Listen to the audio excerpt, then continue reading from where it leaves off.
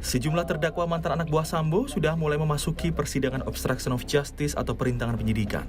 Antara terdakwa dan saksi saling bantah terkait perintah Sambo.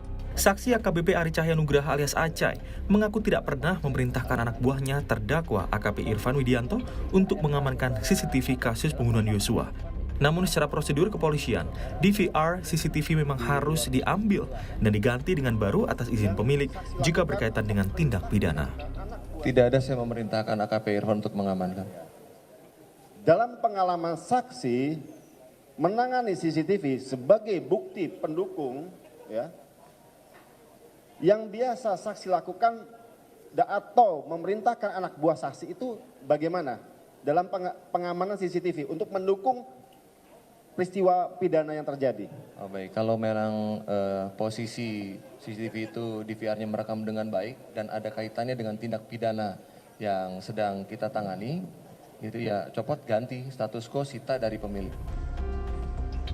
Usai mendengarkan kesaksian saksi AKBP Ari Cahyanugraha atau Acai, terdakwa Brigjen Hendra Kurniawan mengaku keberatan dengan sejumlah keterangan, termasuk soal perintah mengamankan CCTV di TKP lokasi pembunuhan Brigadir Yosua di Duren 3. Terkait ada Pak Sambo perintahkan cek CCTV, itu yang bersangkutan ada di situ. Cek CCTV yang bersangkutan ini ada? Ada. Maksudnya cek Iya. CCTV?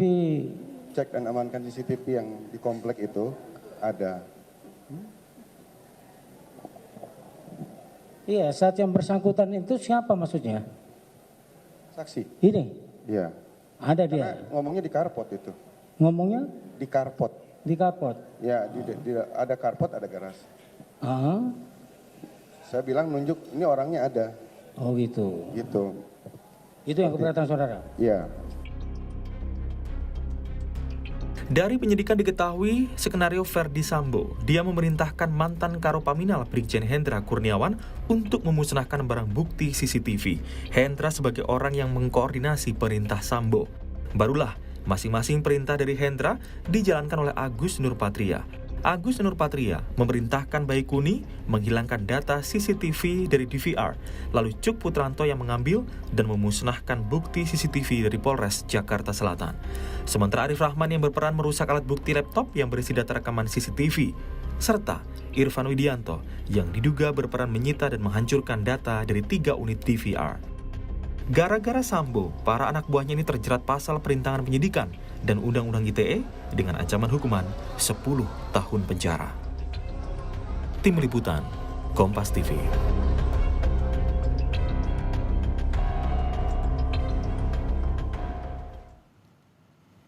Saudara, satu persatu saksi dan terdakwa yang dihadirkan di persidangan, terutama dalam kasus perintangan penyidikan pembunuhan Joshua, mulai menguak skenario yang dilakukan Verdi Sambo untuk menutupi pembunuhan yang terjadi terhadap Brigadir Joshua.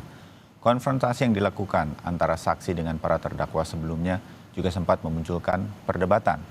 Bagaimana menguak peran anak buah Sambo di dalam kasus ini selengkap-lengkapnya, dan bagaimana meyakinkan majelis hakim apakah para anak buah Sambo ini bersalah atau tidak, atau hanya menjalankan perintah. Pagi ini kita akan membahasnya dengan pakar hukum pidana dari Universitas Pelita Harapan atau UPH, Jamin Ginting, atau Dr. Jamin Ginting. Bang Jamin, saya akrabnya panggil Bang, jadi saya izin kita ngobrol berdua saja pagi ini untuk amatan kita berkaitan dengan sidang kemarin. Selamat pagi, Bang Jamin, salam sehat. Selamat pagi, salam sehat, selamat pagi pemirsa. Ya, saya mau langsung ke bahwa dalam kasus perintangan penyidikan antara atasan dengan anak buah ini sudah mulai terjadi terdakwa dengan saksi begitu.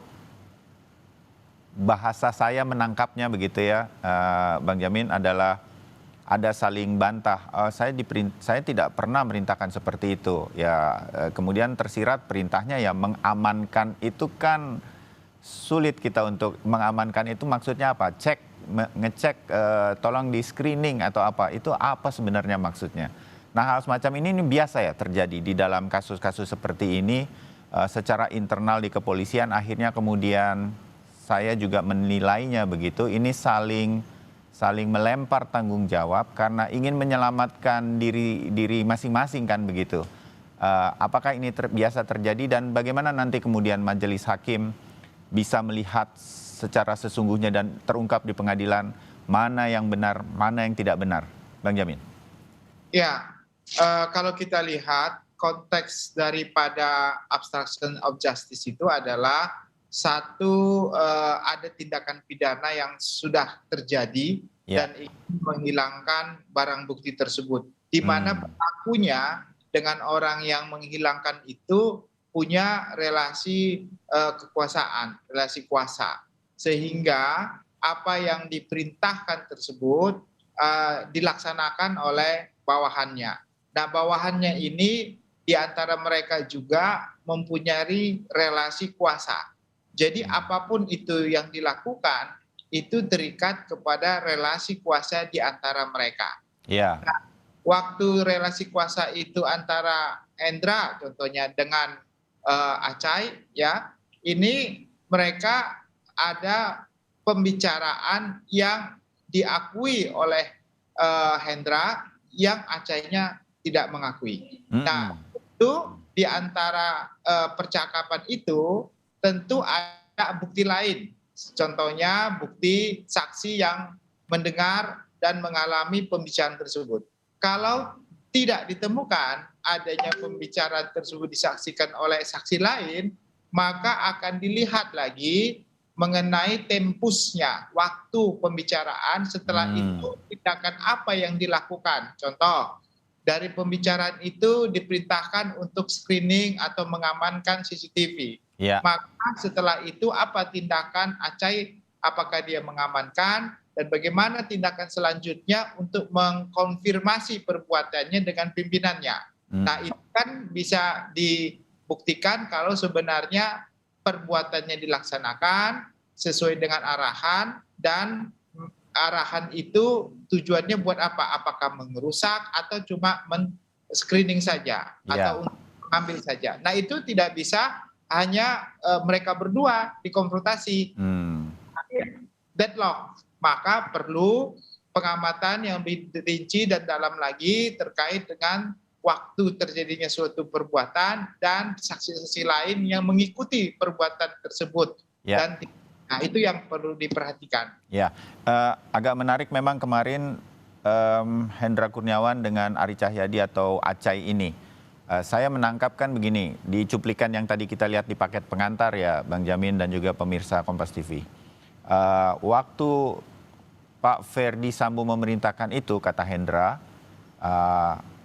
dia juga ada kok di ruangan itu. Maksudnya siapa, kata majelis hakim, yang ada di ruangan itu? Ya saksi, kata Hendra. Jadi benar-benar perintah itu didengar oleh semua, termasuk Hendra dan juga termasuk Acai begitu. Nah, di sini saya melihat Hendra ingin, bahasa saya begitu, menyeret Acai. Orang dengar langsung juga kok, bukan saya yang perintahkan kemudian gitu.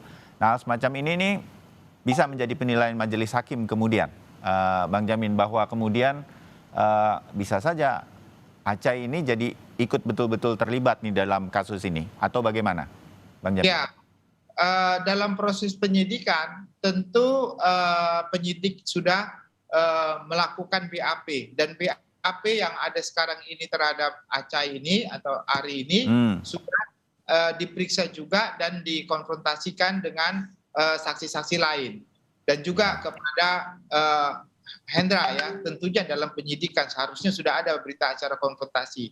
Nah, ini dipertegas lagi di dalam ruang sidang.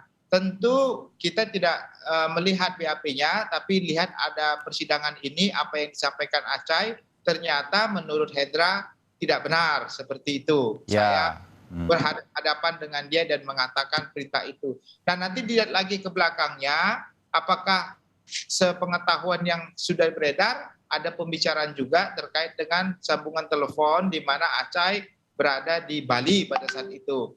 Yang dengan Pak Agus juga yang pakai menggunakan HP Agus begitu ya. Nah, itu kan rangkaian dari suatu kegiatan pembicaraan yang ada kaitannya dengan komunikasi untuk obstruction of justice. Nah, kalau nanti terbukti keterangannya nggak benar si Acai terkait dengan apa yang disampaikan oleh Hendra, kalau ada keterlibatan Acai, bisa hakim langsung memerintahkan supaya Acai juga dilakukan penyidikan dan bisa ditetapkan sebagai tersangka. Jadi bisa, itu hakim bisa memerintahkan seperti itu. Pertama, memberikan keterangan benar, tapi dalam persidangan juga dibuktikan dia terlibat sebagai bagian dari obstruction of justice, maka hakim juga bisa memerintahkan untuk melakukan penahanan. Secara Oke, terbayang Bang Jamin. Nah, kemarin juga muncul dalam apa ya, perspektif saya sebagai orang awam begitu ketika melihat cuplikan-cuplikan jalannya persidangan, itu kayaknya kata-kata memerintahkannya mengamankan, bahwa kemudian dilaksanakan di lapangan oleh para bawahan adalah mengambil, menghilangkan, bahkan merusak barang bukti. Nah itu bagaimana itu kemudian perintah yang bahasanya seperti itu dan pelaksanaannya? Kan saya menangkapnya para komandan nih saya nggak pernah perintahkan menghilangkan, ambil, copot. Kata-kata yang to the point begitu kata-katanya. Saya nggak pernah merintahkan merusak kok. Ya kenapa dirusak oleh si anak buah begitu. Bagaimana itu kemudian penjelasannya? Apakah ini bahasa yang biasa dilakukan di kepolisian sedemikian rupa? Kalau dibilang diamankan itu ya segala sesuatu amankan begitu karena ada hubungannya dengan sebuah tindak kejahatan. Atau bagaimana supaya kita nggak salah tafsir begitu, Bang Jamin, di dalam peradilan? Ya,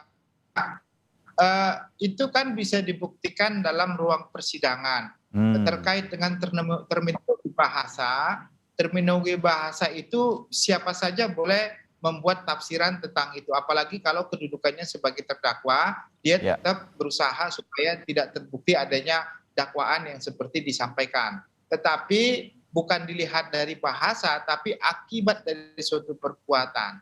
Nah, akibat dari suatu perbuatan yang disampaikan dalam ruang persidangan dan fakta-fakta yang disampaikan menunjukkan bahwa komunikasi antara pimpinan dan bawahan yang kalimatnya tadi itu dikonfirmasi lagi sama saksi lain, ternyata kalimat contohnya itu mengamankan, sudah dikonfirmasikan kepada yang bersangkutan, bukan hanya mengamankan tetapi juga mengganti, contohnya ya, mengamankan dalam arti mengganti DVR yang ada isinya dengan yang kosong dan itu yang diserahkan kepada penyidik begitu. Nah itu kan berarti yang ada isinya dirusak atau dirubah, itu pasti kalimat itu sudah dikonfirmasikan kembali kepada pimpinan. Saya kira bawahan juga dalam melakukan suatu tindakan bukan hanya sekali konfirmasinya, artinya cuma dia mengatakan pimpinan akan diamankan, lalu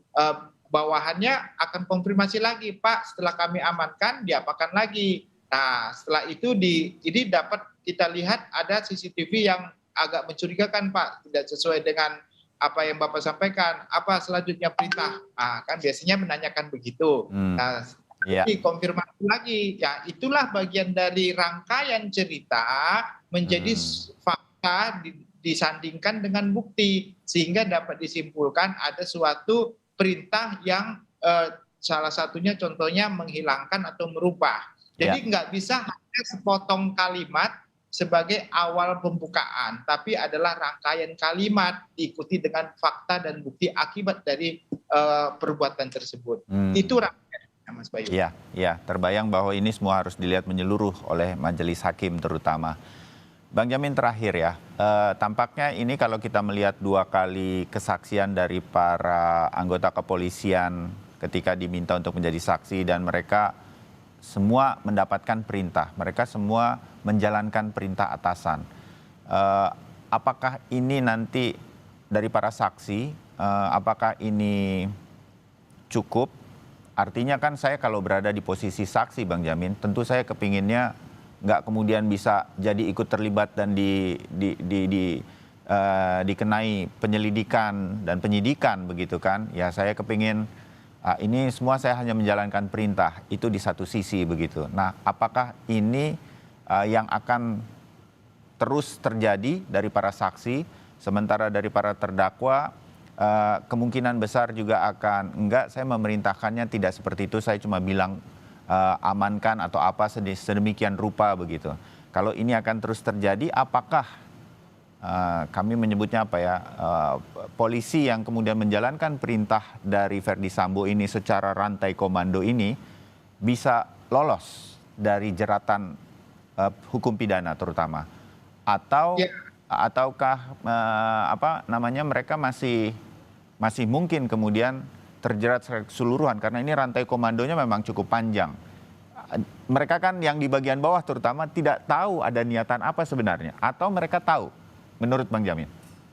Ya, jadi di pasal 51 di KUHP dikatakan barang siapa melakukan perbuatan untuk melaksanakan perintah jabatan yang diberikan oleh penguasa yang berwenang tidak dipidana ya. Jadi melaksanakan perintah yang sah, tapi ada ayat 2-nya, perintah jabatan tanpa wewenang. Perintah jabatan tanpa wewenang tidak menyebabkan hapusnya pidana, kecuali yang melaksanakan perintah tersebut beritikat baik mengira bahwa perintah diberikan tersebut ada wewenangnya. Saya jelaskan begini, jadi kalau ada perintah atasan, perintah itu sah berdasarkan surat perintah yang sah, dan dia mempunyai kedudukan yang sah untuk memerintahkan, maka itu orang yang diperintahkan dengan itikat baik bisa tidak dipidana. Tetapi kalau perintah itu bukan yang wewenang dia, dia tidak mempunyai surat perintah, contohnya terhadap penyitaan dan pengusahaan, yang tidak menghapus perbuatan tersebut. Jadi orang yang disuruh tadi tidak bisa dibilang, oh saya tidak bisa dipidana karena perintah itu perintah dari atas saya. Padahal dia tahu perintah itu tidak sah begitu. Jadi orang bawahan itu harus dia mengetahui kalau perintah itu adalah perintah yang tidak sah dan tidak berwenang. Nah, dalam kasus ini anggota Propam, Paminal dan segala macam itu tidak mempunyai kewenangan dalam penyitaan terhadap sebagai bukti tindak pidana yang terjadi karena sudah dimulai penyelidikan oleh Polres Jakarta Selatan. Jadi berwenang sebenarnya Polres Jakarta Selatan. Makanya kalau dalam kalimat pasal 51 ayat 2 tadi tidak berwenang. Nah, kalau tidak berwenang dia mengetahui dirinya tidak berwenang tetapi melaksanakan perintah, itu tidak bisa menjadi alasan dia tidak dipidana. Itulah disitulah pandangan menurut Bang Jamin ya, jalannya persidangan ini, dan majelis hakim pasti akan melihat hal-hal ini. Baik, terima kasih. Kita dapat lagi wawasan dari Bang Jamin Ginting, pengamat hukum berkaitan dengan hal-hal yang masih akan kita ikuti jalannya persidangan, terutama untuk kasus perintangan penyidikan. Bang Jamin, terima kasih pagi ini waktu dan analisanya. Kita ketemu lagi lain waktu.